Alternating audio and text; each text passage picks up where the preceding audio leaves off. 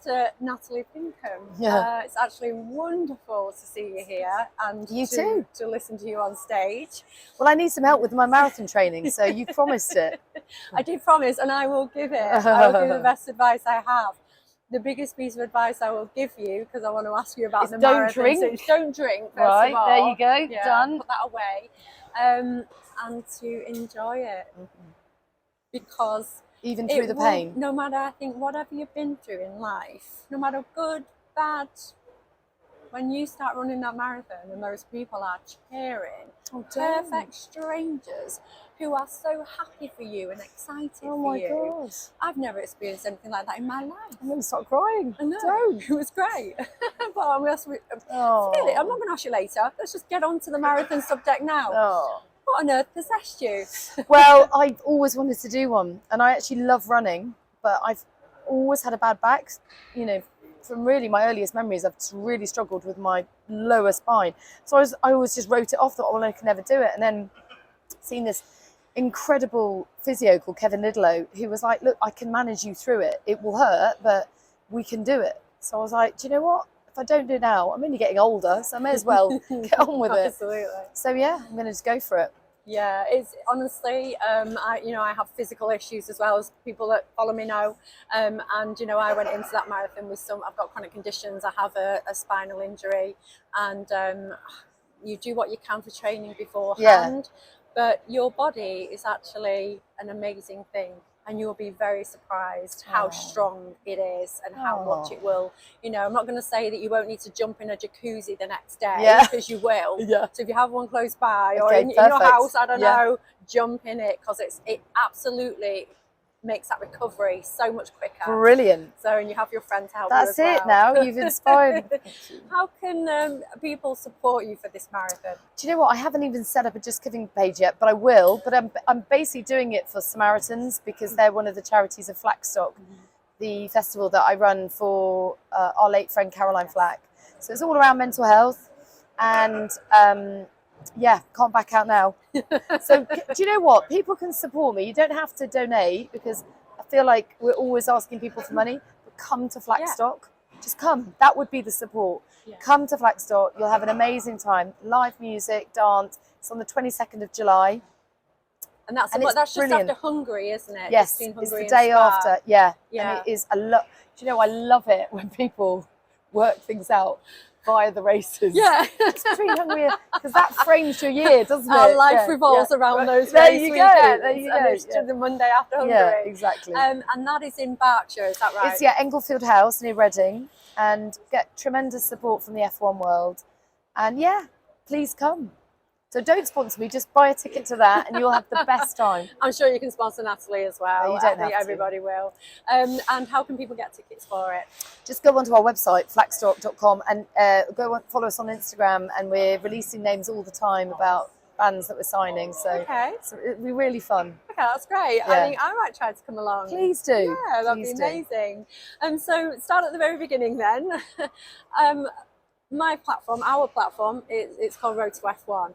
So on that theme, what was my Road to F1? There we go. See what you did there. See what I did. So I've always loved the sport, and my brother and I've always loved the sport. My dad took us as kids, and my mum. It was a real family thing, actually. A sort of appointment to view television, wasn't it? Ski Sunday, rugby special, and Formula One, and we just used to devour. And I remember eating apple crumble in front of the Grand Prix, and it was just what we did as a family. And it's lovely, sort of pulling together, real bonding exercise. So when I got the opportunity to work for 5 Live, I jumped at it, and now obviously I've been like 11, 12 years at Sky, and they've just been amazing, and I feel the team's evolved, and had a couple of kids along the way, and it's been a real family effort. So that's one of the questions I did want to ask you, because it's something that comes up in groups I'm part of and discussions that I'm part of, because we know there's obviously a massive push for more women in motorsport at the moment, and there are some women with concerns that they either would like to have a family or they have a family already, and feel that might be jeopardised if they did work in the sport. So how do you manage it? Well, I think start by having a very supportive partner. My husband's brilliant, and he sees complete parity with our careers, we all buy in, you know, like my kids are really into it, and they just, I think, you know, they say it takes a village to raise a family, don't they? And actually, I just have support from my in-laws, from my parents, everyone chips in. And then I try to involve my kids as much as possible in what I do, because I think it's really important to show them a strong work ethic as well. But it's not easy. It's a lot of juggling, and I am knackered pretty much all the time. It's only going to get worse when I'm training for the marathon. But it's good fun, and I don't ever want to leave anything on the table. I just want to go for it in life. Yeah. So is presenting what you've done your entire career? No, a bit of everything really. Did a couple of documentaries. I love any kind of sports documentary. My husband is in that world as well, so we talk a lot about it. And yeah, I'm lucky that I get to travel with and talk about a sport that I love, but with a dose of reality, because my kids bring me back down to earth and I do the school run on the Monday morning. Whether I've gone to sleep or not, I've quite often landed and gone straight to the school run. Oh wow! Yeah, but you've got to do it. Yeah. Kids don't care if you're tired; they just want you there at the school gates. Yeah. If my memory serves me correctly, and please let me know if I'm wrong, when you became sort of the primary presenter for the Sky Sports show, which was at some point during the pandemic, and it was a case of, Natalie, you need to step up. This is it. No, I think the calendar's just got bigger and bigger and bigger, hasn't it? And really, it's not feasible that one person can anchor all the races. So Simon and I now sort of divvy it up between us, and it's great because we've both got young kids, so it means he can have more family time as well, as can I, and he's fantastic. You know, I'm really lucky to work with my mates.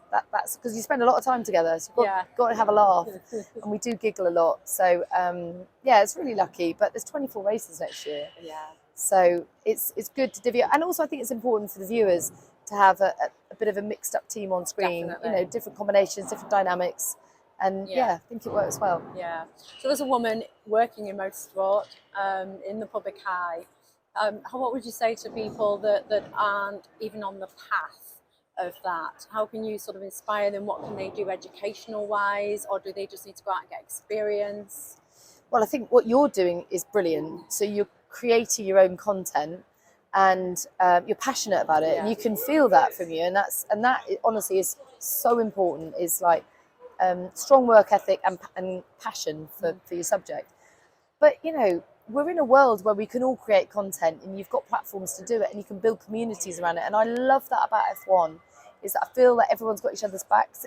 There isn't that toxic environment that you sometimes find in other sports. I think everyone is in it for the right reason. They love what they see, and they support each other in the process. Yeah, I found last year, because my main work was in the Formula 2 paddock and Formula 2 for 3 seasons, and I'd made contacts and I'd met people to just say hello to, and especially around Bahrain where the paddocks are back to back, introduced to people, networked.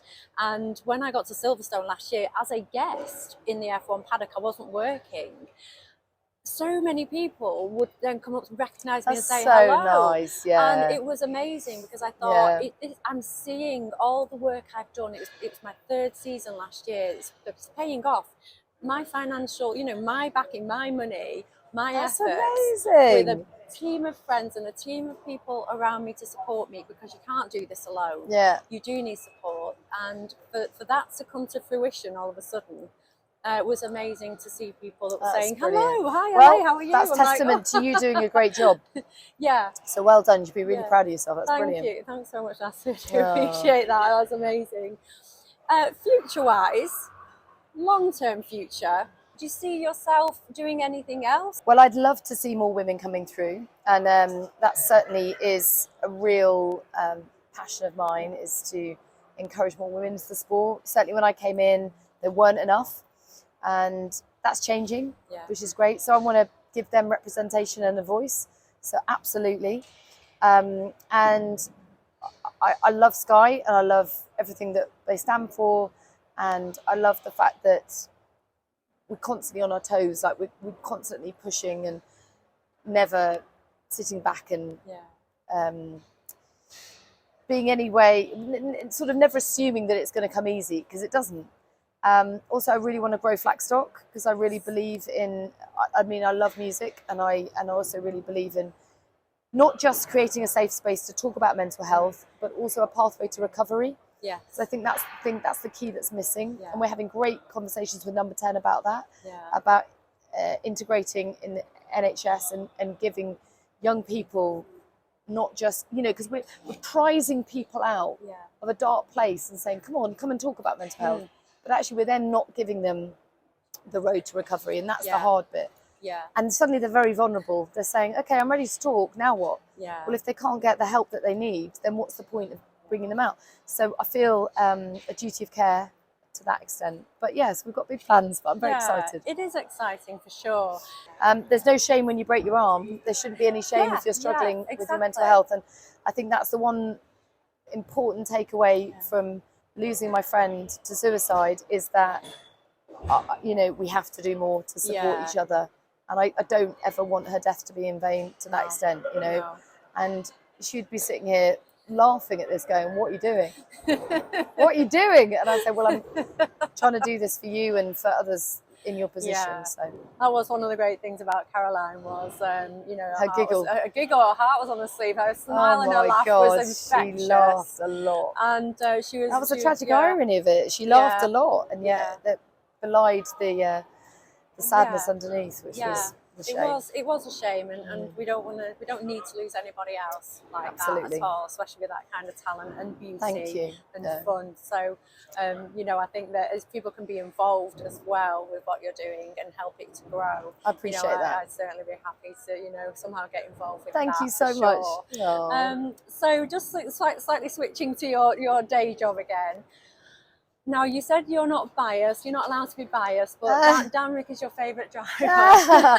Damn it, it's on record now.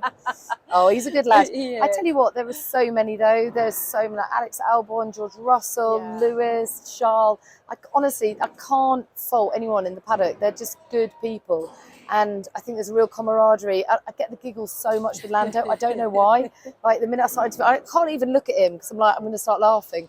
And we try to be really serious. And then, we're really genuinely blessed with some lovely, lovely human beings in the paddock. I miss them when we're not there. So it's great. Yeah, I do miss them on the TV. There you go. Do you have an interview that was maybe your favourite interview, something that you instantly recall, that you brings you Well, I never forget being pulled into the swimming pool by Daniel. I just had a blow dry. And blow dries in Monaco are bloody expensive. And I paid to get this. And I was all like, and he just pulled me into the pool. And I was like, what are you doing? It was quite funny. It's actually a great shot. I love it. I'd totally forgotten about that one. So that was your favourite interview? It wasn't my favourite. But I'm most memorable for the wrong reasons. Wonderful. One more question before you go. If you could only work at one circuit on the calendar, just one circuit. Oh, stop it. What would it be? I mean, I love going home. Silverstone. Home's where the heart is, isn't it? It is. And also, I just love the British fans. Like, everyone's so enthusiastic. Honestly, you see that pockets of enthusiasm all around the world, and there's some brilliant circuits. Austin's amazing. Monaco's it's just unique. But going home. Yeah, going home, it is pretty special. Yeah. Thank you so much. Thank Natalie you so Pinkham. much. Thank you. It's been wonderful to meet you. Thank you. You too.